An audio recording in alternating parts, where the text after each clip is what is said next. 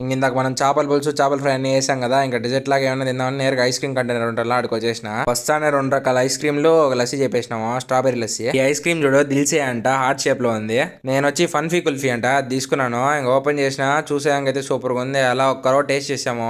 బయట అయితే టేస్ట్ వేరే లెవెల్ ఉంది. బయట లేదు చాకోబార్ లో అసలు, అలా లోపల అయితే టేస్ట్ డిఫరెంట్ ఉంది మా బ్లాక్ కరెంట్ లాగా. ఇంకా ఐస్ క్రీమ్ తింటా మా నన్నోళ్ళు కొత్త హోటల్ పెట్టిన రాధాకృష్ణ హోటల్. ఇంకా నేరుగా అక్కడికి వచ్చేసాము. కొంచెంసేపు షాప్ ఎలా జరుగుతుంది ఏమని మాట్లాడేసి మనం స్పెషల్ డిన్నర్ చేయించుకున్నాము కొద్దిగా అట్లా.